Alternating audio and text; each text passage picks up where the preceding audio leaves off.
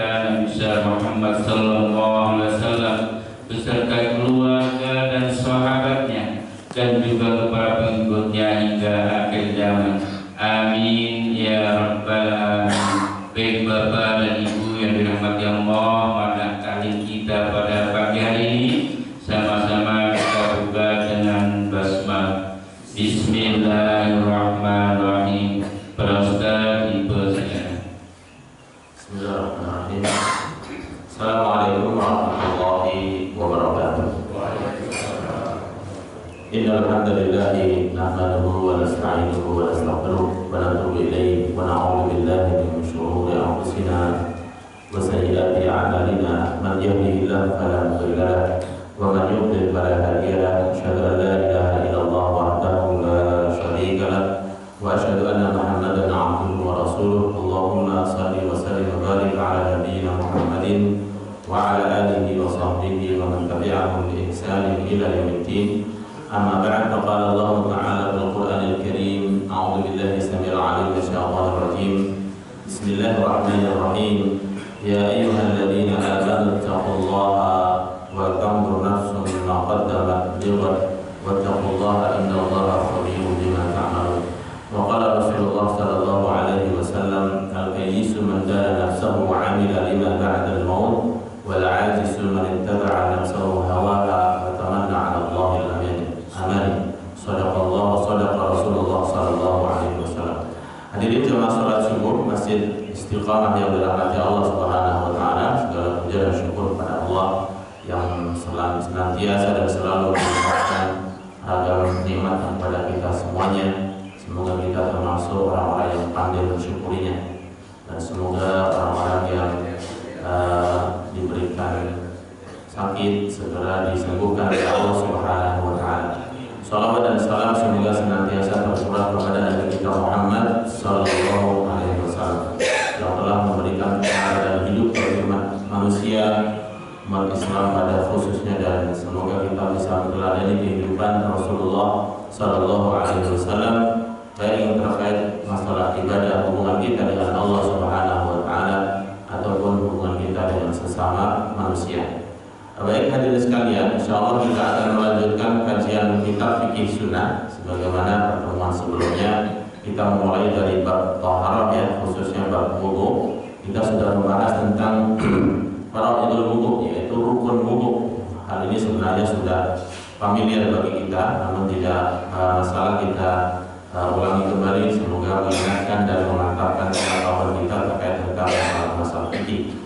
Poin berikutnya hadirin sekalian tentang masalah sunanul wudu, yaitu sunnah-sunnah dalam wudu ya. Sebagaimana kemarin kita bahas fadilah atau keutamaan wudu yang luar biasa. Namun catatannya adalah hadirin sekalian, seseorang akan mendapatkan fadilah, keistimewaan, keutamaan dari wudu itu jika dia menyempurnakan wudu. Bagaimana seseorang itu dianggap menyempurnakan wudu? Jika dia melaksanakan dalam wudu itu rukunnya, sunnah-sunnahnya, dan juga menjauhi hal-hal yang dimakruhkan. Boleh jadi seseorang melakukan wudu dengan sempurna, rukunnya dilakukan, syarat dan wajibnya dipenuhi. Akan tetapi di saat yang sama dia juga melakukan hal yang makruh, hal yang tidak disukai oleh Allah Subhanahu wa taala. Misalnya dia wudu sempurna secara wajib dan syaratnya, tapi di saat yang sama dia mubadir dalam menggunakan air. Ya, nanti kita akan membahas bagaimana sunnah-sunnah dalam wudu. Oleh karena itu sekali lagi bahwasanya orang-orang yang sempurna dalam wudunya adalah orang yang melakukan wudu dengan menjalankan kewajiban, syarat dan rukunnya, memelihara sunnah-sunnahnya, dan juga menjauhi hal-hal yang dimakruhkan di dalam wudu. Yang pertama hadirin sekalian, sunnah ini tentu definisinya sudah kita pahami bersama. Barang siapa yang menjalankan dia dapat pahala, jika dia meninggalkan memang tidak mendapatkan dosa. Ini secara fikih ya. Namun secara pemahaman sunnah, bahwasanya sunnah Rasulullah ini adalah sesuatu yang biasa dilakukan oleh Rasulullah Sallallahu Alaihi Wasallam. Tentu kita dalam menjalankan ibadah apapun berusaha untuk menteladani bagaimana tata cara Rasulullah melakukannya. Sunnah yang pertama dalam wudu hadirin sekalian adalah sebelum wudu disunahkan membaca tasmiyah ataupun basmalah. Tasmiyah ini sebutan istilah untuk menyebut nama Allah. Ini disebut dengan tasmiyah. Kalau alhamdulillah disebut dengan hamdalah. Kalau la ilaha illallah disebut dengan tahlil.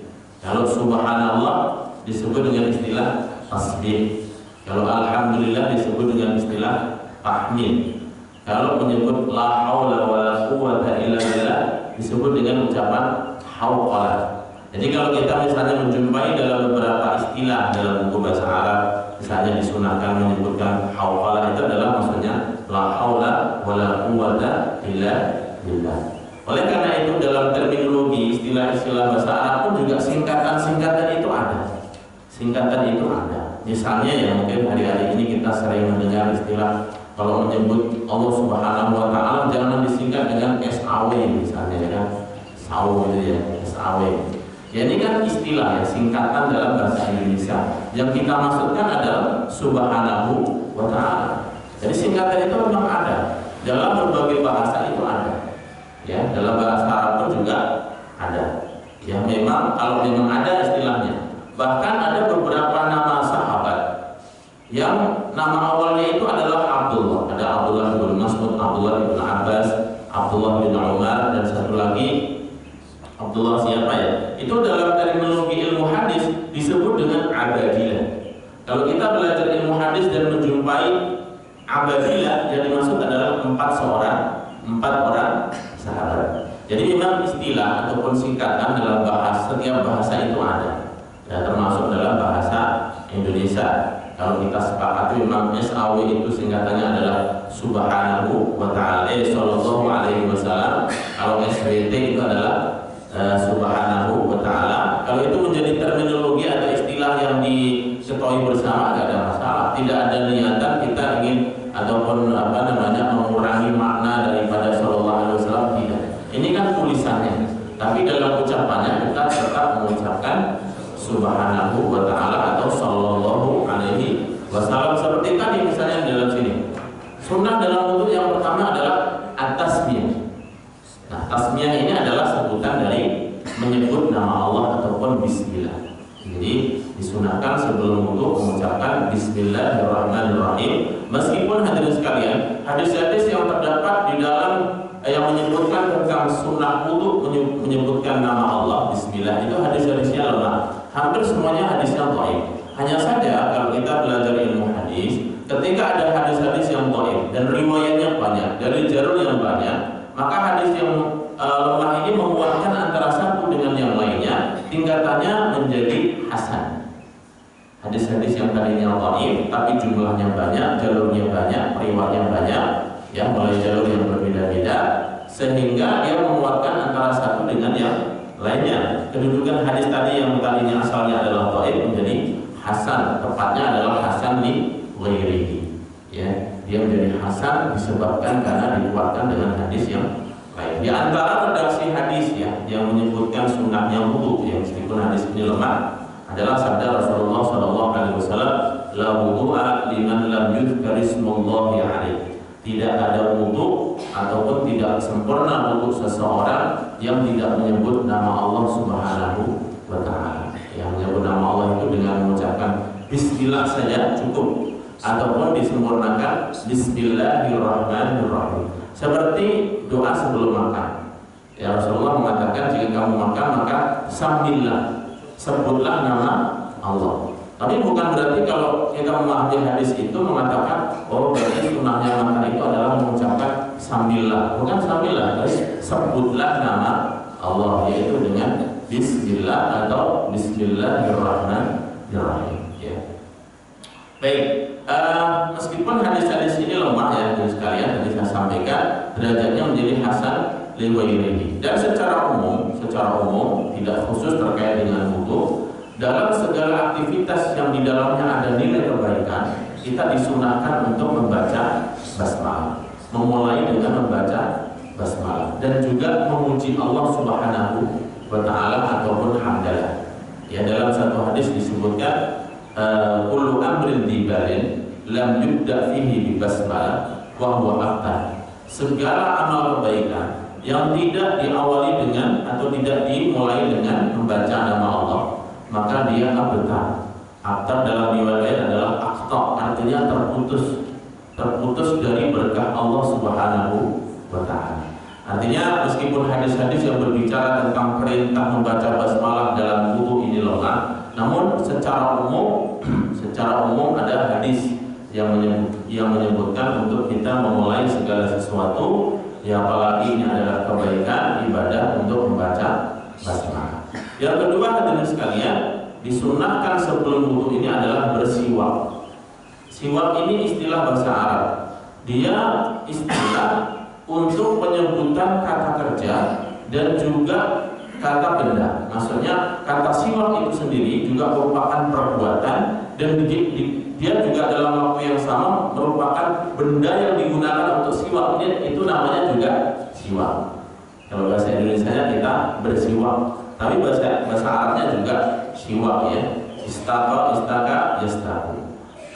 Wa yutlaq 'ala al-'udi alladhi yustaqu bihi, yaitu kata siwak ini digunakan untuk menyebut nama satu batang, ya, satu dahan gitu yang digunakan untuk bersiwak. Wa huwa dalqul asnan bidzalikal 'ud, yaitu dengan menggosok gigi dengan batang tersebut. Nahwahu min kulli khasanin tunabbihu bihil asnan, yang dimaksudkan untuk membersihkan gigi. Wa khairu ma yustaqu bihil 'udul 'arab, dan sebaik-baik batang yang digunakan untuk bersiwak ini adalah kayu al-arab yang sering kita jumpai di Arab, ya. Kalau kita di Arab Saudi itu biasanya sebelum kita masuk ke area Masjidil Haram, banyak orang-orang berjualan di pintu masjid, ya, siwak, baik siwak yang kering maupun siwak yang basah. Di Indonesia pun juga sekarang sudah banyak, ya.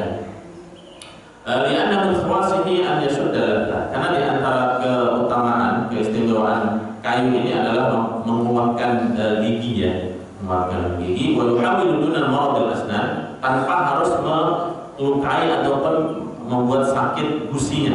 Wa yuqawi halal hadm, bahkan disebutkan menguatkan pencernaan. Wa yudilul baul, dan melancarkan kencing. Biasanya kalau saya pribadi, ya, biasanya kalau gosok gigi itu otomatis dari gosok gigi itu akan merasa ingin kencing, ya. Mungkin setiap orang berbeda dalam hal ini. Wa in kanat sunnah, meskipun sunnah, seseorang sudah mendapatkan nilai sunnah, tidak harus dengan kayu siwak itu. Artinya dengan menggunakan sikat gigi dan odol ataupun pasta gigi, itu juga sudah mendapatkan nilai sunnah, karena di antara maksud dari perintah tersebut adalah untuk membersihkan gigi dan menghilangkan bau mulut, ya. Khususnya ketika seseorang habis makan makanan yang mempunyai aroma yang luar biasa, ya, seperti jengkol, teh, dan teman-temannya itu bawang, ya. Sampai Rasulullah hadirin sekalian, dalam hal ini Rasulullah memberikan peringatan yang cukup keras, ya. Seseorang yang makan makanan yang berbau ini, Rasulullah pernah bersabda, "Man akala thawma wal basal fala yaqrabanna musallana hada." Barang siapa yang makan bawang, basal itu bawang merah, bawang yang gede itu, bawang bombay. Thaum itu adalah bawang putih. Fala yaqrabanna musallana hada, maka jangan sekali-kali mendekati tempat sholatku ini, ya. Cuman Ibnu Qayyim dalam memahami hadis ini bukan berarti kita sama sekali tidak boleh makan bawang ataupun bawang merah ataupun bawang putih, ya. Ibnu Qayyim menyebutkan, fa in kana la budda, jika harus ingin makan bawang, faqtulhu bit-tabkh, maka hilangkanlah aroma yang kurang bagusnya itu dengan cara dimasak, kata Ibnu Qayyim. Intinya hadirin sekalian, maksud dari Rasulullah ini adalah ketika seseorang habis makan makanan-makanan yang punya aroma yang kuat, yang kurang sedap ini, ketika hendak sholat, ya, ataupun ketika akan wudu, itu dibersihkan, ya, dibersihkan. Rasulullah SAW bersabda dalam hal ini, "Laula an asyqa ala ummati la amartuhum bisiwak 'inda kulli wudu." Jika aku tidak memberatkan umatku, sungguh aku perintahkan mereka untuk senantiasa bersiwak di saat mereka hendak wudu. Dalam riwayat lain juga, "Laula an asyqa ala ummati la amartuhum bisiwak 'inda kulli shalah." Aku perintahkan untuk bersiwak ketika hendak akan sholat. Nah, kata-kata hendak akan sholat ini yang kaum muslimin memahaminya beragam. Ada yang bersiwak ketika hendak takbiratul ihram. Ya, sebenarnya ketika beberapa saat sebelum kita sholat di rumah, kita mau berangkat masjid dan kemudian menggosok gigi, itu sudah memenuhi makna daripada hadis ini. Karena kadang ya mungkin sebagian orang ada yang menaruh siwaknya di kantong ya, kemudian ketika melakukan takbiratul ihram itu bersiwak terlebih dahulu ya. Dan kadang setelah siwak langsung dimasukkan tanpa ditutup dan sebagainya, sehingga melukai mengotori bajunya. Yang tadinya kuningnya di gigi berpindah di bajunya begitu ya. Nah, ini hal yang sebenarnya seseorang melakukan sunnah, tapi di saat yang sama dia tidak menangkap maksud daripada pemahaman itu. Di saat yang sama dia melakukan sunnah, tapi di saat yang sama dia juga ada mengotori hal yang lain. Nah, disinilah hadirin sekalian, kita memahami sunnah Rasulullah itu selain secara tekstualnya, juga kontekstualnya seperti apa. Intinya hadirin sekalian, diperintahkan kita untuk membersihkan gigi ya, membersihkan bau mulut sebelum kita wudhu dan selanjutnya melaksanakan sholat. Meskipun siwak ini sebenarnya kita disunahkan dalam kondisi-kondisi tertentu, secara umum juga disunahkan di setiap saat. Ada beberapa waktu di mana kita disunahkan untuk bersiwak ya. Wa huwa mustahabbun fi jami'il awqat, walakin fi khamsati awqati asyaddu istihbaban. Sebenarnya bersiwak itu dianjurkan dalam setiap saat, hanya saja ada 5 waktu yang kita sangat dianjurkan atau disunahkan. Yang pertama indal wudu, ketika akan wudu, wa inda shalah, ketika akan sholat, wa inda qiraatil Qur'an, dan ketika membaca Al-Qur'an.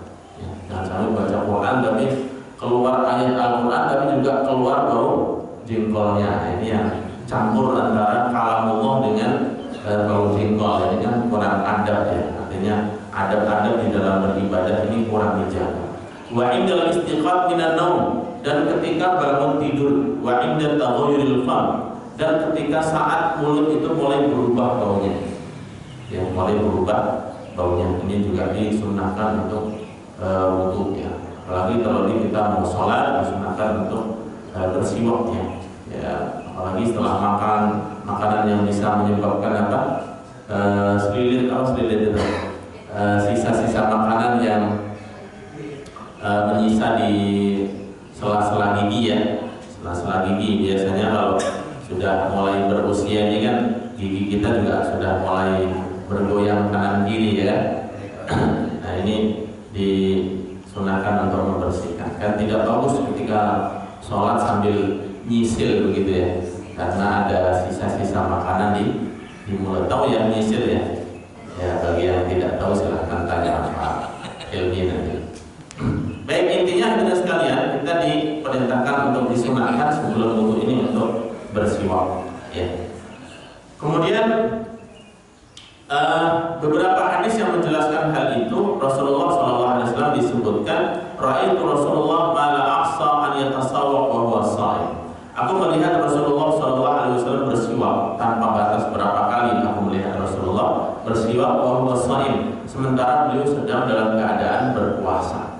Artinya bersiwak itu tidak membatalkan puasa ya. Tentu konteks siwak yang digunakan Rasulullah saat itu adalah siwak yang kayu tadi, yang bukan siwak ataupun pasta gigi yang sikat gigi yang ada pastanya. Bagaimana kalau dengan pasta ini, selama tidak dikhawatirkan tertelan atau masuk ke tenggorokan ya, maka tidak membatalkan puasa ya. Karena dalam puasa juga seseorang boleh mencicipi rasa makanan ya, di lidahnya saja, bukan ditelan ya, tapi dirasakan saja, itu dibolehkan. Kemudian yang ketiga di antara sunnah wudu adalah sekalian ghusl kaffaini thalathan fi awwalil wudu.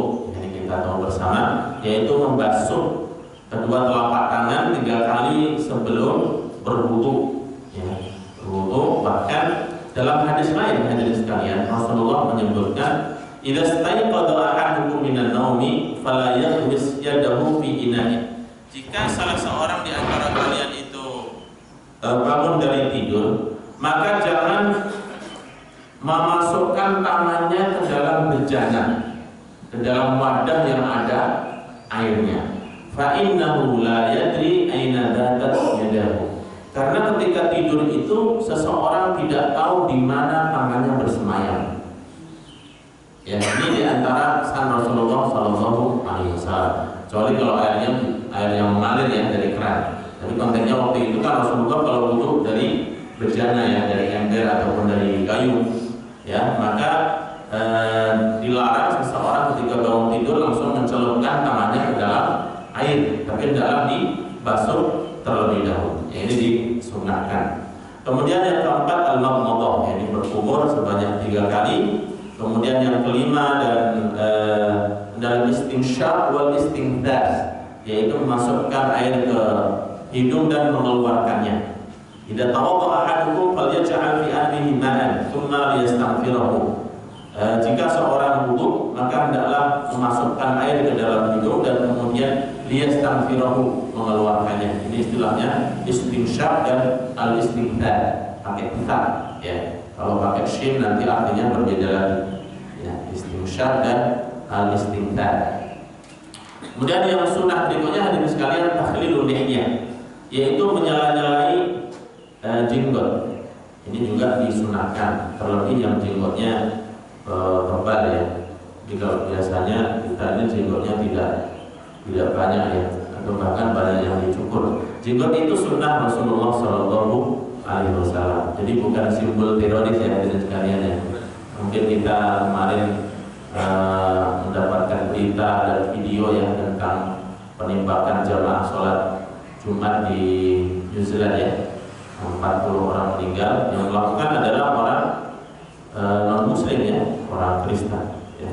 Nah, namun berita-berita tidak ada menyebutkan itu tindakan teroris dan sebagainya ya. Tapi kalau umat Islam yang melakukan, istilah itu langsung muncul besar-besar. Artinya terorisme itu bisa muncul dari siapa saja dan dari agama mana saja. Jadi sekalian yang dalam hati Allah, kita berdoa semoga mereka dicatat sebagai para syuhada. Ya, seseorang yang meninggal dalam keadaan tragis, ditembak, ketabrak mobil, ketimpa bangunan, jangan dipikir mereka itu orang mati siang. Boleh jadi di sisi Allah Subhanahu Wa Taala mereka adalah orang-orang yang mati syahid. Apalagi mereka mati dalam keadaan beribadah kepada Allah Subhanahu Wa Taala. Wala tahsabanna alladziina qutilu fi sabilillahi amwat bal ahya'un 'inda rabbihim yurzaqun. Jangan sekali-kali kamu mengira orang yang terbunuh di jalan Allah itu mati. Tidak, mereka ini hidup di sisi Allah dan mendapatkan rezeki.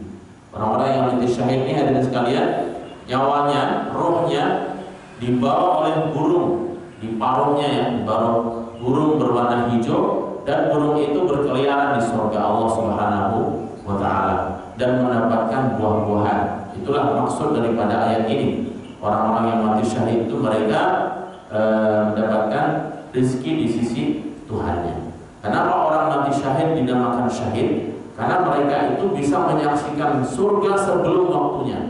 Di antara makna syahid, syahidayah syahid itu kan artinya menyaksikan. Orang masuk surga atau masuk neraka itu kan setelah nanti proses hari akhirat itu, hari kiamat itu selesai. Mulai dari hari kebangkitan, hari perhitungan, hari dihisab, hari diberikan kitab, hari seseorang melewati Shiratal Mustaqim, setelah itu baru surga ataupun neraka. Dan prosesnya itu panjang hadirin sekalian. 1 hari sama dengan 1000 tahun.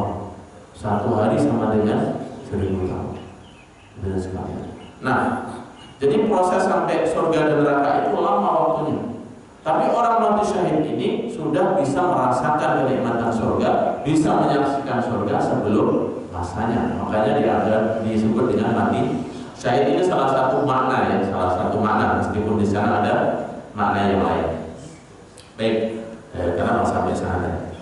Menyela-nyelai janggut ya. Jadi janggut ini, jenggot ini sunnah Rasulullah Shallallahu Alaihi Wasallam. Jadi yang jenggotnya tumbuh silakan dipelihara ya. Dipelihara, jangan dihabiskan. Ini termasuk simbol ya, ciri khas seorang muslim. Meskipun pada masa Rasulullah yang berjenggot itu bukan hanya muslim saja, orang-orang Arab Quraisy, orang-orang muslim juga mereka berjenggot, ya, berjenggot. Baik. Kemudian sunnah yang berikutnya adalah menyela-nyelai jari. Ini juga disunahkan. Dan yang kedelapan tafliful ghusl, yaitu membasuh dengan sebanyak 3 kali. Ini juga sunnah. Sebagaimana kemarin sudah kita bahas, wajibnya itu adalah membasuh sekali saja. 2 kali itu lebih utama. 3 kali sesuai dengan sunnah Rasulullah Shallallahu Alaihi Wasallam. 4 kali maka dianggap makruh dan melampaui batas. Ya, kalau sampai lebih dari 3 kali. Yang ke-9 termasuk sunnah adalah memulai dari yang kanan. Setelah selesai kanan baru kemudian kiri. Jadi bukan kanan kiri, tapi kanan dahulu baru kemudian kiri. Ya kan ada sebagian orang yang wudu kanan kiri gitu ya. Jadi kanan baru selesai, setelah itu baru kirinya adalah sunnah Rasulullah SAW dalam segala hal, termasuk memakai sendal, kemudian masuk masjid, ya, kemudian kecuali kalau ke tempat-tempat yang kurang bersih, itu dimulai dari hal yang kiri, seperti masuk toilet, ya. Namun secara umum dimulai dengan kanan. Makan pun juga diperintahkan untuk makan dengan tangan kanan dan minum juga dengan tangan kanan. Ya. Kenapa? Karena setan itu makan dan minum pakai tangan kiri. Ini biasanya hal kecil, hadirin sekalian, hal yang kecil namun sering kita tidak menyadarinya. Biasanya kebiasaan tiba-tiba tangan kiri saja, begitu ya. Nah, maka diperintahkan untuk tangan kanan. Kemudian berikutnya adalku. Adalku itu adalah menekankan ketika wudu itu dengan diusap begini. Bukan hanya cukup ketika wudu air mengalir dari keran cuma begini saja begitu ya, ataupun mukanya ditaruh di bawah keran ya, tapi adalah diusap. Bahkan dalam mazhab Imam Malik itu wajib, termasuk kewajiban wudu itu harus diusap begini, ya, harus diusap. Ya, tidak cukup dengan taruh di bawah air. Kemudian yang ke-11 al-muwalah. Al-muwalah itu artinya bersambung. Bagaimana kategori ataupun standar seseorang dianggap bersambung dalam wudu? Misalnya setelah wudu, setelah membasuh muka langsung disambung tangannya.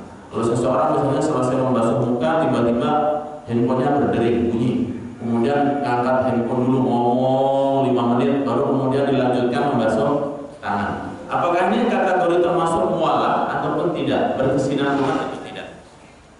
Dalam mazhab Syafi'i masih dianggap termasuk berkelanjutan apabila masih ada basahan air wudu. Selama masih basah air wudu, maka melanjutkan ke bagian tubuh yang lainnya, bagian wudu yang lain masih dianggap sebagai orang yang muwalah, ya, di dalam wudu. Kemudian yang ke-12 adalah mas'ul udunain, mengusap kedua telinga. Ini bagian daripada sunnah wudu. Dan yang ke-13 adalah intolatul ghurrah wa tahjil, yaitu memperpanjang ghurrah. Ghurrah ini sebenarnya istilah rambut putih yang ada di kepala kuda. Dan tahjil itu adalah rambut putih yang ada di kaki kuda. Rasulullah mengkiaskan hal itu karena orang-orang yang berwudu ini nanti di hari kiamat akan memancarkan cahaya dari bekas wudunya. Wajahnya memancarkan cahaya, tangannya memancarkan cahaya, kakinya juga memancarkan cahaya. Mungkin kemarin kita sudah membahas tentang keistimewaan wudu ya. Rasulullah itu akan mengenali umatnya, akan mengenali kita nanti pada hari kiamat. Meskipun Rasulullah tidak pernah berjumpa dengan kita. Dari mana beliau mengenali? Dari cahaya bekas wudu. Oleh karena itu Ibnu Abbas menganjurkan untuk memperpanjang sedikit, ya, wudu ya, tapi tidak langsung sampai bawah ataupun membasuh kaki sampai paha, bukan gitu. Ya, ini memperpanjang melebihi dari mata kaki, melebihi siku ya, supaya cahayanya yang lebih banyak ya. Nah, ini termasuk yang disunahkan oleh Rasulullah Shallallahu Alaihi Wasallam. Yang ke-14 hadirin sekalian adalah al-iqtisad fil ma', yaitu irit dalam menggunakan air. irit dalam menggunakan air. Meskipun kita berwudu di tempat air yang sangat banyak, di sungai sekalipun. Seberapa banyakkah air yang digunakan oleh Rasulullah berwudu? Ini ada beberapa hadis, hadirin sekalian. Karena Nabi Shallallahu Alaihi Wasallam, Rasulullah Shallallahu Alaihi Wasallam adalah yaghtasilu bis-shaw. Kalau mandi ini bukan wudu ya. Rasulullah kalau mandi itu dengan satu sok air sampai 5 amdad, 5 mud. Satu sok itu adalah 4 mud. Jadi 4 mud sampai 5 mud. Satu sok itu berapa? 4 kali ginian. Jadi satu mud itu adalah 2 telapak tangan ditangkupkan, ini 1 mud. Rasulullah itu mandi dengan satu sok 4 kali begini. Saya kurang tahu bagaimana praktekkan wudu ya dengan air sedikit itu, ya dengan air sejumlah volume itu. Jadi 4 sampai 5 mud. Ini hadisnya sahih muttafaqun alaih, diriwayatkan oleh Bukhari dan Muslim. Karena Nabi sallallahu alaihi wasallam yaghtasilu bis-shaw ila 5 amdad wa yatawadda, dan Rasulullah kalau berwudu itu dengan 1 mud. 1 begini saja. Saya pernah lihat video dari sekalian, ada seorang syekh mengajarkan di majlis ya, di masjid atau di majlis ilmu tentang praktek wudu, dan beliau membawa air apa namanya, air gelasan begitu, air 1 gelas ini, dan dipraktekkan untuk wudu, dan cukup, bahkan masih ada sisanya, ya. Berarti wudunya harus pelan-pelan. Kalau wudu dengan air memacor itu tidak mungkin bisa wudu dengan air sejumlah itu. Ada seorang laki-laki datang kepada Ibnu Abbas dan bertanya, "Wahai Ibnu Abbas, seberapakah air yang cukup untuk wudu?" Maka beliau mengatakan 1 mud. 1 mud itu begini. Maka laki-laki itu mengatakan, "Tidak cukup bagiku wahai Rasulullah." Ibnu Abbas. Ibnu Abbas mengatakan, "Apakah kamu lebih baik daripada orang yang melakukan wudu dengan 1 mud?" Yang dimaksud adalah Rasulullah. Apakah kamu orang yang lebih baik daripada Rasulullah? Atau tidak? Nah, kemudian juga Rasulullah SAW suatu hari pernah melewati Sa'ad, seorang sahabat yang namanya Sa'ad. Ketika itu dia sedang berwudu, maka Rasulullah menegurnya, "Ma hadza sarf ya Sa'ad?" Apa-apa ini wahai Sa'ad, berlebihan dalam menggunakan air. Sarf itu dalam ayat Al-Qur'an, "Innallaha la yuhibbul musrifin." Sesungguhnya Allah tidak menyukai orang yang musrif, melampaui batas. Ya, musrif ini kulu washrabu, makan dan minumlah kalian, namun wala tusrifu, jangan melampaui batas. Innallaha la yuhibbul musrifin. Allah tidak menyukai orang-orang yang melampaui batas. Dan juga dalam ayat lain mubadir itu juga dilarang. Antara mubadir dengan israf ini hadirin sekalian sebenarnya ada makna yang bersinggungan, tapi ada perbedaannya. Kalau israf itu adalah menggunakan sesuatu melebihi dari yang dibutuhkan, itu namanya israf. Misalnya seseorang sebenarnya makan itu cukup 1 piring, dia makan 2 piring sampai 3 piring sampai susah berdiri, itu namanya israf. Meskipun habis. Tapi kalau mubadir itu adalah menyia-nyiakan sesuatu. Misalnya seseorang ambil teh 1 gelas atau makanan 1 mangkok kecil, dimakan separuhnya dibuang, itu namanya mubadir. Meskipun sedikit tapi dia buang, itu namanya berlaku mubadir. Dan kedua-duanya adalah perbuatan tercela. Innallaha la yuhibbul musrifin. Dan ayat lain, wala tubadir tabdira innal mubadzirina kanu ikhwanash syayatin, ya, saudaranya setan. Ini beberapa hadis hadirin sekalian tentang irit dalam menggunakan air. Rasulullah SAW ketika suatu hari datang seorang laki-laki Badui, ditanya tentang wudu, maka Rasulullah mencontohkan wudu dengan sebanyak 3 kali setiap gerakan. Rasulullah kemudian mengatakan, "Hadzal wudu man zada 'ala hadza faqad asa'a wa ta'adda wa dhalama." Inilah tata cara wudu, kata Rasulullah. Barang siapa yang melebihi jumlah ini, lebih dari 3 kali, maka dia telah berbuat buruk, telah melampaui batas, dan telah berbuat zalim, kata Rasulullah. Dan bahkan dalam hadis lain, hadirin sekalian, sayakunu fil ummati qaumun, nanti di umatku ini ada sekelompok kaum yang ya'taduna fil tuhuri wal du'a. Mereka melampaui batas dalam bersuci dan berdoa.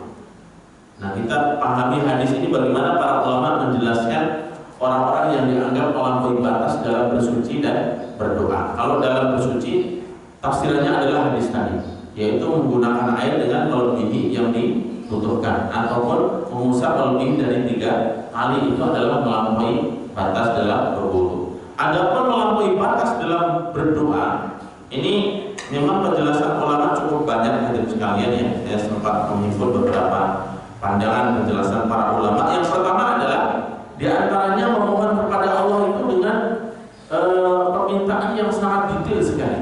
Di suatu hari ada satu riwayat ya, Abu Nu'aman bin Abi Las'ad Ibnu Las'ad, ana qala sama'ani abi. Suatu hari bapakku mendengarkan, aku sedang berdoa, Allahumma inni as'aluka al-jannah wa na'imaha wa bahjatiha wa kadha wa kadha wa a'udzubika minan nar wa salasilaha wa aghlaliha wa kadha. Ya Allah, aku memohon kepadamu surga, segala kenikmatannya, keindahannya. Jadi menyebutkan sifat-sifat surga. Dan aku berlindung kepadamu ya Allah dari neraka dan segala siksaannya, dari rantainya, dari makmunya, dari semuanya disebutkan. Maka sahabat ini mengatakan, wahai anakku, sesungguhnya aku pernah mendengar Rasulullah dan menyebutkan hadis tadi. Ada nanti satu kaum dari umatku yang berlebihan di dalam bersuci dan berdoa. Dan termasuk kategori orang yang dianggap melampaui batas dalam berdoa ini, hadirin sekalian, adalah seseorang memohon kepada Allah permintaan yang tidak wajar. Tidak wajarnya itu memohon sesuatu kepada Allah keselamatan untuk misalnya melakukan hal yang haram. Orang mau mencuri, ataupun mau korupsi, ataupun berbuat dosa, tapi memohon kepada Allah, ya Allah berikanlah keselamatan dalam pencurian ini misalnya.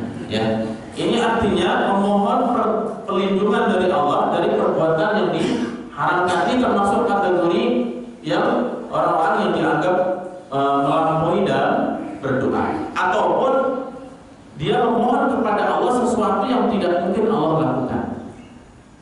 Misalnya seseorang memohon kepada Allah supaya diberikan kekekalan hidup, tidak mati-mati sampai hari kiamat. Kan usia manusia ini terbatas, ya.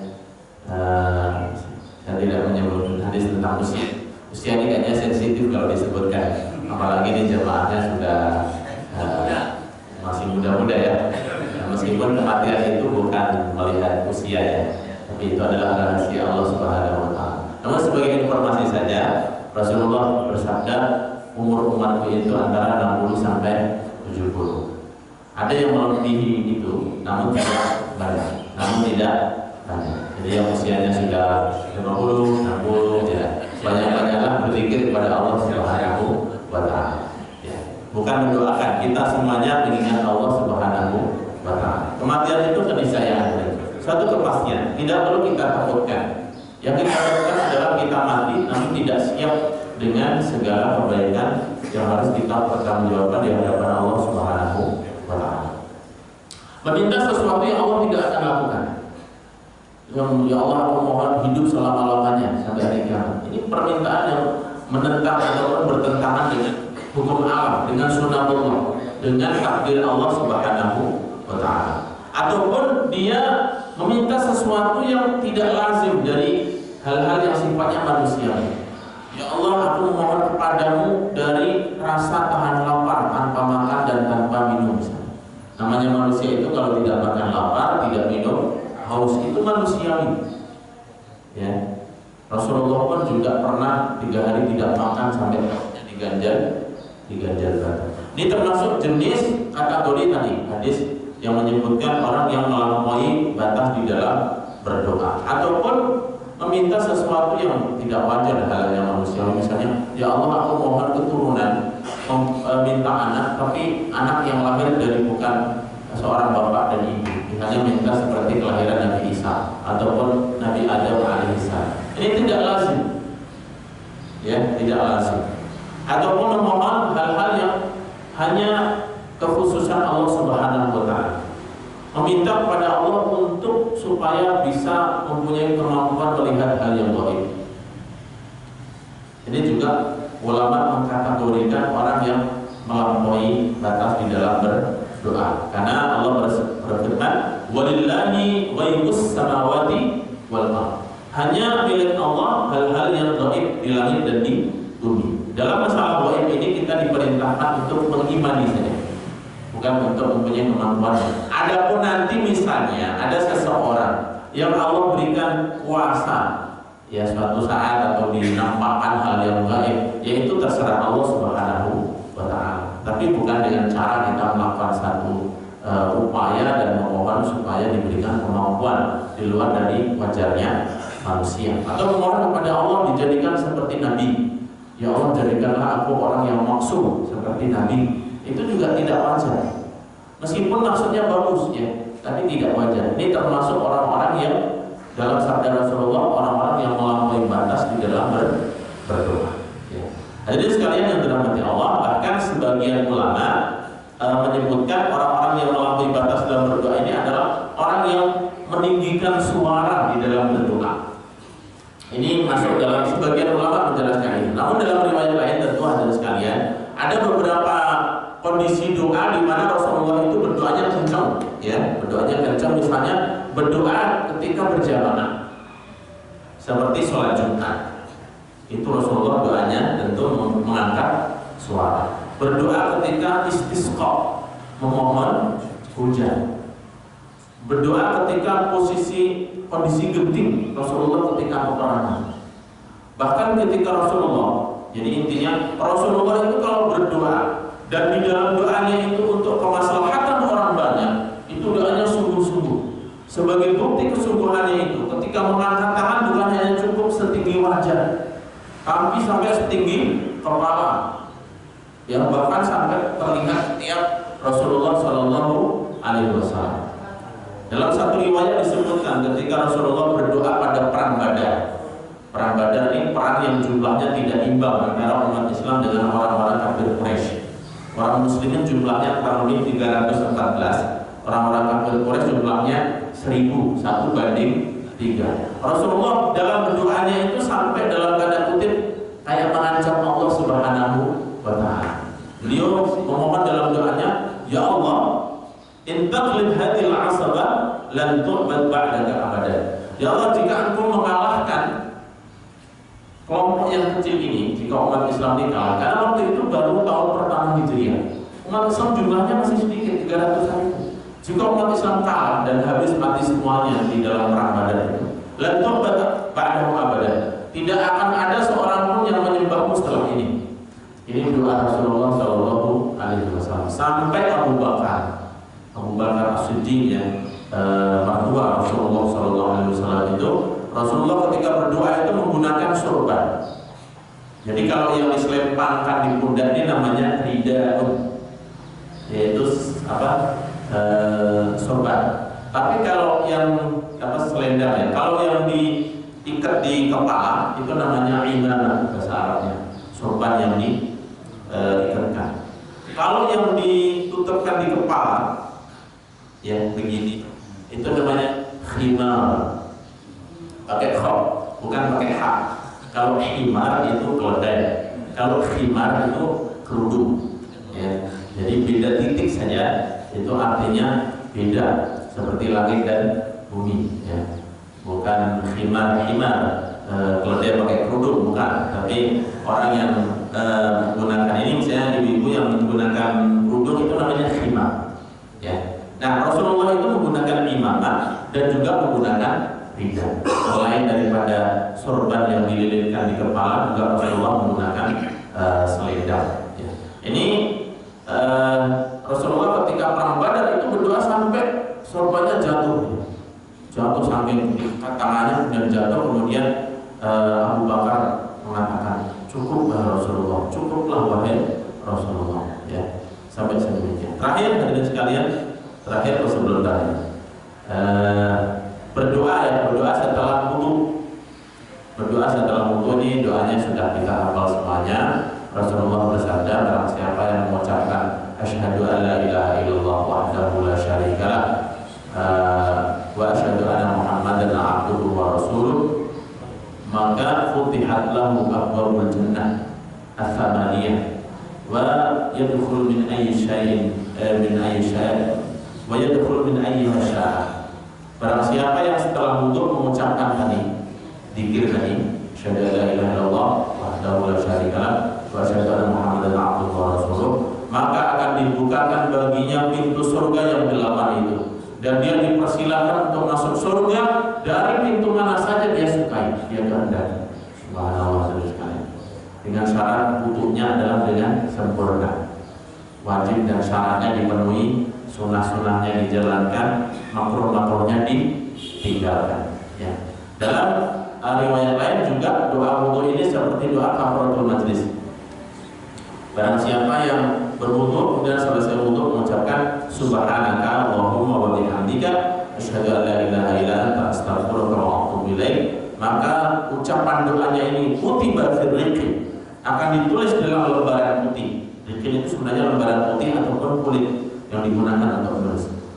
Tsumma ju'ila fil tabi'in, dan kemudian diberikan stempel, dan dia walam yasru ila yaumil qiyamah, dan doa itu tidak akan hilang, tidak akan sobek sampai nanti pada hari kiamat di sisi Allah Subhanahu wa taala. Ini keutamaan dari Allah. Adapun Allah menja'ali minat tawwabina wa ja'ali minal mutatahhirin, ini dari riwayat An-Nasa'i dan Abu Dawud, namun secara derajat hadisnya adalah lemah ya, dengan tambahan Allah menja'ali minat tawwabina wa ja'ali minal mutatahhirin. Meskipun doa itu bagus ya. Ya Allah, jadikanlah aku bagian dari orang-orang yang bertaubat dan bagian dari orang-orang yang bersuci dan bertaubat. Meskipun secara makna bagus, namun secara derajat hadisnya adalah lemahnya. Dan yang terakhir sekali hadirin sekalian, sholat 2 rakaat. Disunahkan wudu ini sholat 2 rakaat setelah wudu. Hadisnya mungkin sering kita dengar. Suatu hari, pagi hari Rasulullah berjumpa dengan Bilal bin Rabah. Bilal bin Rabah ini sahabat Rasulullah yang tukang adzan. Makanya tukang adzan di masjid Jumat itu disebut sebagai Bilal. Padahal Bilal itu nama orang, bukan nama tukang adzan. Maksudnya petugas adzan itu bukan namanya Bilal, tapi dia muadzin. Ya. Ini mungkin menisbatkan orang yang pertama kali menjadi petugas Rasulullah adzan itu adalah Bilal bin Rabah. Suatu hari Rasulullah bertanya, wahai Bilal, coba kasih tahu aku amalan apa yang paling baik yang kau lakukan dalam Islam ini. Karena aku tadi malam mendengar suara terompahmu ada di surga. Subhanallah. Ini kan kabar gembira itu sekalian ya. Kabar gembira Rasulullah bahwasanya sebagai isyarat Bilal itu akan masuk surga, bukan terompahnya saja maksudnya sebagai berita Bilal akan masuk surga. Kalau kita dikasih tahu sekarang hari ini misalnya, aku mendengar KTP Anda ada di surga, belum tentu orangnya masuk surga. Misalnya orang Muslim KTP saja ya kan, KTP-nya Islam tapi nggak pernah sholat, nggak pernah puasa, ya nggak pernah wudu, ya bisa saja KTP-nya ada di surga, orangnya entah kemana ya, alhamdulillah. Nah, maka Bilal mengatakan, wahai Rasulullah, tidak ada amalan yang luar biasa yang aku lakukan. Hanya saja setiap kali aku berwudu, tidak siang maupun malam, melainkan setelah itu aku melakukan sholat 2 rakaat. Saya tidak tahu fadilah ini berlaku untuk Bilal saja atau untuk kita semua. Maksudnya orang yang melakukan sholat wudu kemudian sholat 2 rakaat itu suara terompahnya akan ada di surga semuanya, itu apakah berlaku Bilal saja ataupun kita semuanya? Yang pasti Rasulullah dalam hadis yang sifatnya umum mengatakan, ma'ahadun yatawaddau yuhsinul wudu, tidak ada seseorang yang berwudu dan menyempurnakan wudunya. Perhatikan hadirin sekalian, setiap Rasulullah menyebutkan kata wudu dan di situ ada keistimewaannya, selalu diiringi dengan yuhsinul wudu ataupun yusbirul wudu, menyempurnakan wudu. Menyempurnakan tadi yang sebutkan berapa kali, melakukan rukun dan syaratnya, menjaga sunnah-sunnahnya, dan meninggalkan hal-hal yang makruh. Ya. Maka wa yusalli rak'atain, kemudian sholat 2 rakaat, yaqbal bi qalbihi wa wajhihi, dalam sholatnya yaitu benar-benar menghadap kepada Allah hati dan badannya, wajahnya, illa wajabat lahul jannah, kecuali wajib baginya surga Allah Subhanahu wa taala. Ya. Baik hadirin sekalian, itulah beberapa sunnah di dalam wudu yang semoga kita bisa menjalankan dan bisa memelihara dan bisa menjaganya, istiqamah dan konsisten dalam berwudu, melakukan secara sempurna sehingga kita berhak dan layak mendapatkan keistimewaan sebagaimana yang disabdakan oleh Rasulullah Sallallahu Alaihi Wasallam. Jadi sekalian, mungkin ini kajian kita pada pagi hari ini. Sebelum kita akhiri, barangkali ada pertanyaan, jangan banyak-banyak ya. Nanti kalau ada kita jawab, kalau tidak bisa menjawab ya pegang bisa. Pertanyaannya tidak riba lagi ya Pak ya. Baik. Alhamdulillah, saya kembali lagi pada Ustaz Imam Sudoko yang telah menyampaikan pelajarannya pada pagi hari ini, yaitu terkait masalah sunah-sunah dalam berwudu. Dan alhamdulillah ya, Pak Imam Sudoko telah mengingatkan kepada kita, terutama saya pun mohon ampun kepada Allah karena selama ini saya juga dalam berwudu biasanya menggunakan air yang berlebihan gitu ya. Ini adalah yang karena sesuatu yang berlebihan itu adalah teman daripada setan, kata Ustaz tadi. Mudah-mudahan kita semua bisa memperbaiki dalam terutama dalam melaksanakan sunnah-sunnah berwudu. Kita langsung saja pertanyaan satu. Ada lagi? Ibu, ada ibu? Ya.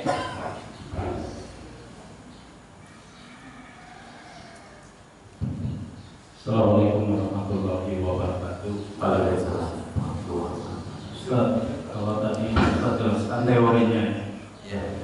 kita ini kan sudah tua, sudah agak lupa, dan mohon dapat dipraktekkan dari urutan wudu supaya kalau melihat itu tidak akan lupa daripada yang tadi Ustaz sudah jelaskan dengan jelas itu. Karena ada beberapa hal yang mungkin saya ada tambahan mengenai menghisap air ya. Itu hisapan yang ketiga itu harus masuk ke dalam yang dengan kuat.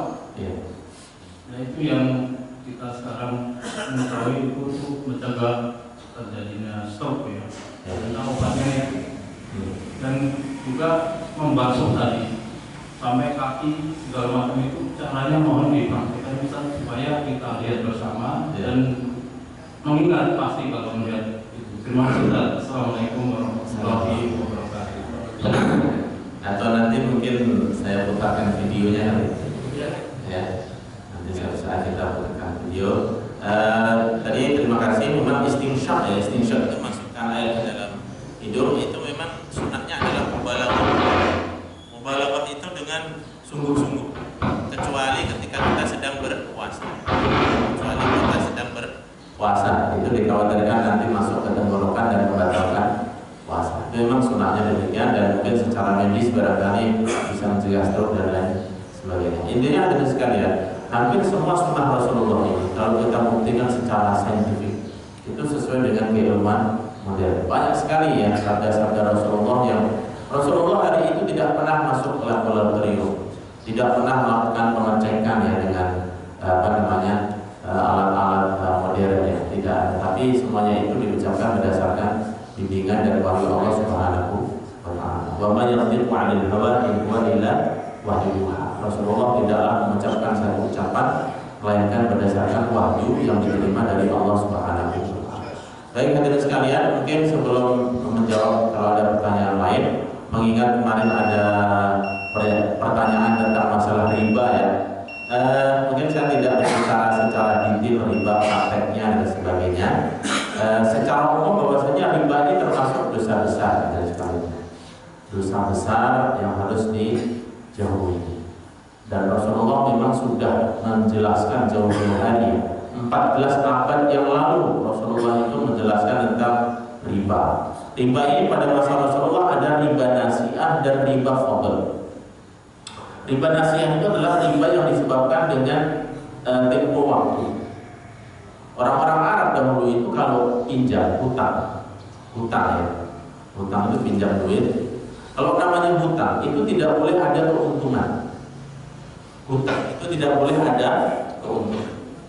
Kalau bapak sekalian ingin memberikan duit kepada orang lain dan mengharapkan keuntungan, maka akadnya transaksinya jangan hutang, tapi tanam modal. kerja sama. Bedanya apa? Kalau hutang itu uang pasti jaminannya kembali. Kita pinjamkan 1 juta kembali 1 juta, tidak hilang karena wajib dikembalikan. Tapi kalau orang ada modal, kemudian uang itu digunakan untuk usaha, dia bisa untung, bisa bangkrut. Kalau bangkrut sama-sama rugi. Kita rugi modal, dia rugi usaha dan sebagainya. Konsekuensi. Tapi kalau dapat untung dari 1 juta akan mendapatkan berlipat-lipat. Transaksinya adalah dengan tanam modal, kerjasama. Jadi kalau Bapak sekalian ingin memberikan pinjaman utang, jangan mengharapkan keuntungan. Dalam satu kaidah disebutkan, kullu qardin fihi manfa'ah fa huwa riba. Setiap transaksi yang bentuknya utang dan dia mendapatkan keuntungan, maka keuntungan ini adalah riba. Dia ngutangin seorang 1 juta, tapi balikin ya 1.100.000. 100 itu adalah riba. Anda kalau ingin dapat untung sekali lagi transaksinya jangan utang. Kalau utang itu kita hanya mengharapkan ridho Allah saja, mengharapkan pahala dari Allah Subhanahu wa taala. Kenapa dia dapat utang 1 juta nggak apa-apa? Jangan namanya itu. Makanya dalam Islam itu ada hutang, ada mudharabah, ada murabahah, bentuk transaksi yang banyak. Ada sedekah, ada hibah, ya kan? Bahkan memberikan yang tidak mengharapkan kembaliannya, orang sedekah. Oleh karena itu, sekali lagi kalau seseorang memberikan pinjaman, jangan mengharapkan keuntungan. Kecuali jika seseorang yang dihutangi, dia tanpa harus ada akad, dia ngasih kelebihan, itu tidak ada masalah. Si A ngasih pinjaman kepada si B, ya, saya pinjam 1 juta. Kemudian si B ini waktu mengembalikan sebagai bentuk rasa terima kasih karena waktu itu sangat membutuhkan dan ada orang yang membantu, dia ngasih kembalian jadi 1.200.000. Ini sebagai rasa terima. Itu tidak menjadi masalah karena tidak ada akadnya, tidak ada akadnya. Dan dosa riba pada masa Rasulullah ini hadirin sekalian praktiknya demikian, mirip-mirip seperti kartu kredit pada masa Rasulullah. Jadi orang Arab itu dulu minjamkan, namanya hutang tidak ada keuntungan. Cuma mereka begini, saya pinjamin Anda uang misalnya taruhlah 100 dinar dan akan Anda kembalikan dalam waktu 1 bulan. Jika Anda melebihi 1 bulan, maka setiap hari akan menjadi bertambah hutang Anda menjadi 1 dinar. Pertamanya setiap hari. Ini namanya riba nasiah. Riba bertambahnya hutang kelebihan disebabkan karena motornya waktu. Nasiah itu waktu yang mundur. Ya. Kalau riba fadl ini adalah riba dari kelebihan dari jenis barang yang sama, namun dia minta bentuk yang jumlah yang berbeda. Sama-sama berasnya, dia minta 1 kilo, ini minta 1,5 kilo. Ini tidak boleh karena sama-sama berasnya. Hanya saja ada pengecualian. Ya, dulu pada namanya ariyah ya. Ariyah itu adalah menukar kurma matang dengan kurma mentah. Seseorang kan butuh kurma matang untuk dikonsumsi hari-hari, ditukar dengan kurma mentah yang jumlahnya berbeda. Tapi kalau sama-sama kurma matang maka harus sama, ya. Mislan bimithlin, sama dengan sama, emas dengan emas. Ida ikhtalafa al-ajnas fabi'u haythu syi'tum. Jika berbeda jenis, maka jual belilah dengan sekehendak Anda.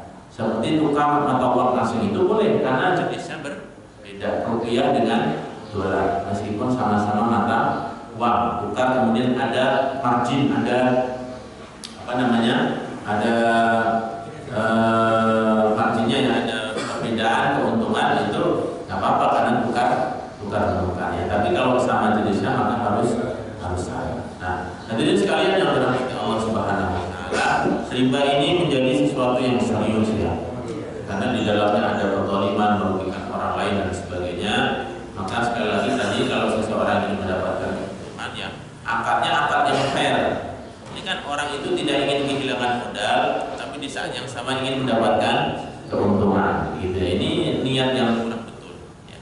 Artinya tidak berani, tidak merugi gitu ya, tidak merugi. Jadi sekali lagi kalau ingin mendapatkan keuntungan harus jual beli, ya, harus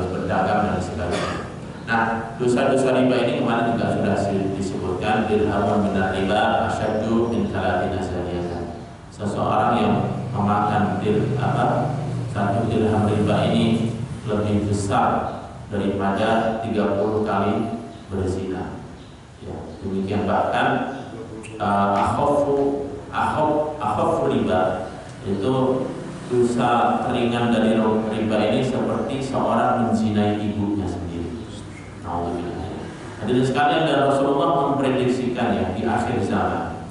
Di akhir zaman itu di antara tanda-tanda dekatnya hari kiamat itu adalah semaraknya ataupun menyebarnya dosa riba dan perzinahan.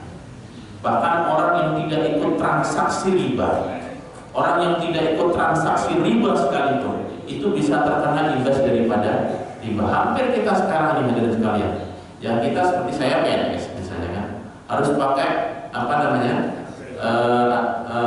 rekening BNI. Di UIN saja kita mengajukan BNI syariah saja itu nggak diterima. Nggak tahu ya sekarang kebijakan baru ya. Dulu nggak bisa, harus BNI konvensional. Nah, apakah boleh menyimpan duit di bank konvensional? Boleh saja, menyimpan duit di bank konvensional itu boleh-boleh saja, nggak ada masalah.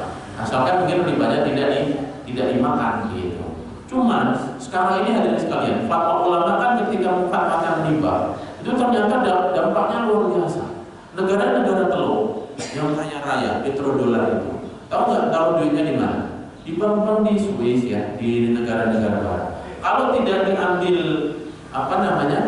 interestnya itu, namanya riba, tapi sekarang ini di Indonesia disebut bunga, bahasa Inggrisnya disebut interest, ada bahasa fikihnya adalah riba. Kalau tidak diambil, uang itu akan dimanfaatkan oleh mereka. Bahkan tidak sedikit yang uang-uang itu digunakan untuk gerakan misionari dan sebagainya, kan?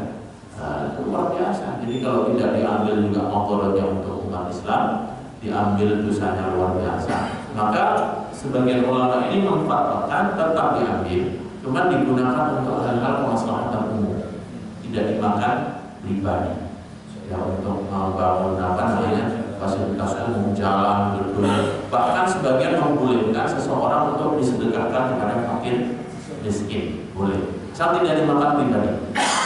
Cuma memang tentu bersedekah dengan harta yang halal dan thayyiban itu jauh lebih baik. Lan tanalul birra hatta tunfiqu mimma tuhibbun. Kalian tidak akan mendapatkan kebaikan yang sempurna sampai menginfakkan harta yang paling kalian cintai. Jadi biasanya kita ini kan ketika memberi ini kalau sudah bosan ya, kalau sudah ogah-ogahan pakai baju bekas ya, duit bekas, ada nggak duit bekas? Nggak ada ya. Baik, jadi intinya hadirin sekalian, kalau berbicara tentang izin ya mungkin banyak kasus-kasusnya. Intinya memang Rasulullah ini akhir zaman ya, transaksi riba itu di mana-mana dan banyak terjadi.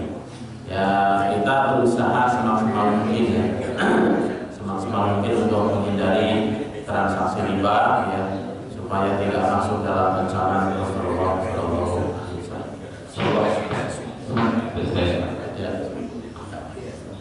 Assalamualaikum Ustaz. Untuk muslimah yang apabila selesai haid, kan dia harus mandi besar yang termasuk juga mandi junub ya.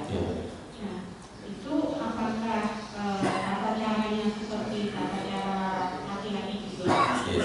Jadi mulai berwudu dulu, terus mulai dari kepala, terus bagian sebelah kanan, bagian kiri, baru yang lainnya gitu. Itu pertanyaan Ustaz. Nah, ketika kita berwudu kan niatnya itu menghilangkan hadas kecil. Nah, terus kita nanti pas mandi junub niatnya kan hadas besar. Itu sebenarnya kok pakai yang mana gitu? Terus yang kedua, kalau misalkan kita bersuci di kebanyakan ketika melakukan safar, apa itu di kereta, apa itu pesawat, itu bolehkah kita menggunakan media gitu? Jadi air terus kita gunakan media seperti tisu atau handuk gitu. Atau bagaimana? Yang lebih baik kita berwudu di toilet kereta atau di pesawat itu, atau kita bertayamum. Nah, yang ketiga, apakah Ustaz bisa mengatakan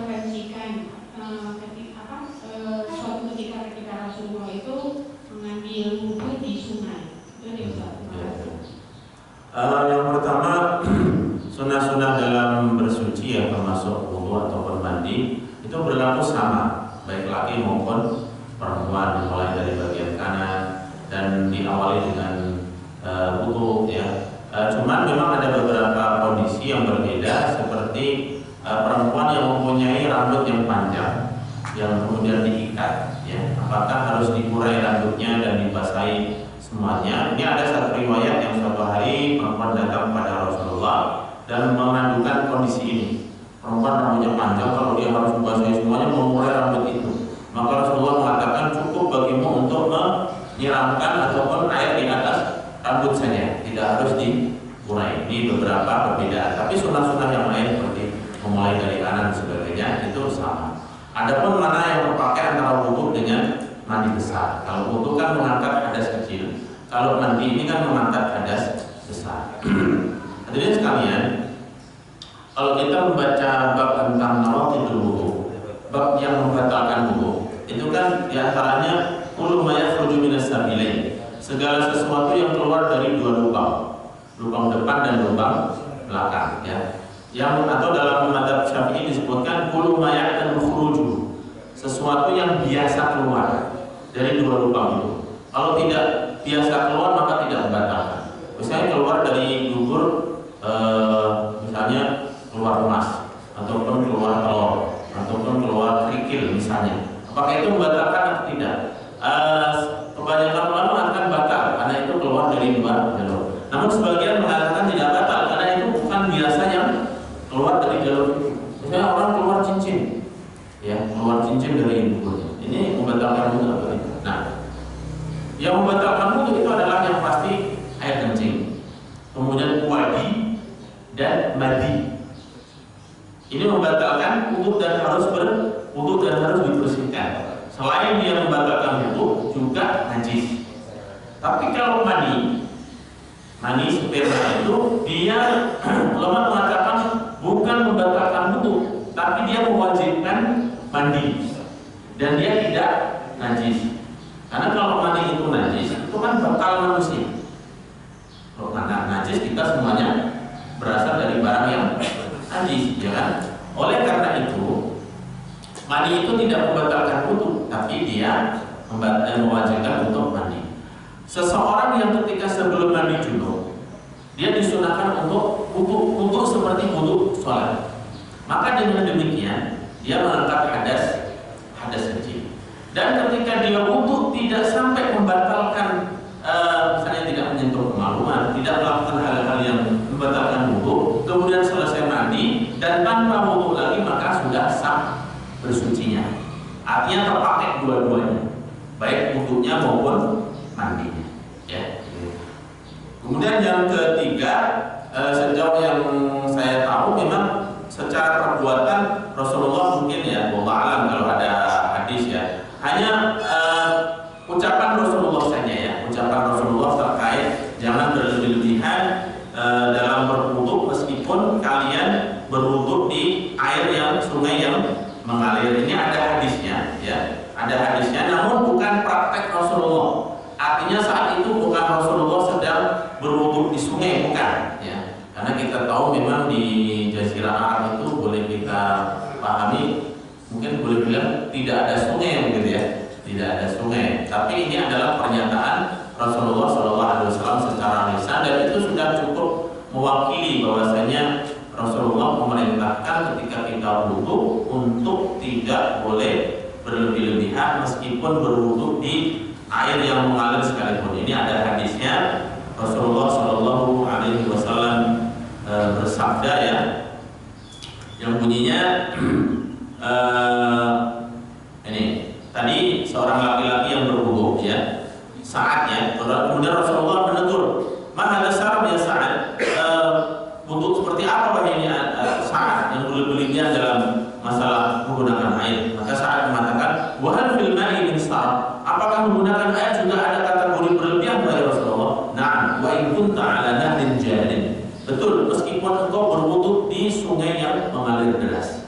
Ini ada sabda Rasulullah menyebutkan tentang istilah itu. Namun kalau secara praktek ya, ini tidak dilakukan oleh Rasulullah SAW. Tapi namanya hadis atau sunnah Rasulullah itu kan segala sesuatu yang berasal dari Rasulullah, baik berupa perkataan, perbuatan maupun ketetapan Rasulullah SAW. Baik, cukup hadirin sekalian. Cukup ya. Alhamdulillah, terima kasih sekali lagi untuk kita, semoga Allah menambah kebaikan untuk beliau dan untuk kita semua. Dan pada kali kita pada pagi hari ini sama-sama kita tutup dengan hamdalah dan doa kafaratul majlis. Alhamdulillah rabbil alamin. Subhanakallahumma wa bihamdika asyhadu an la ilaha illa anta astaghfiruka wa atubu ilaik. Wa billahi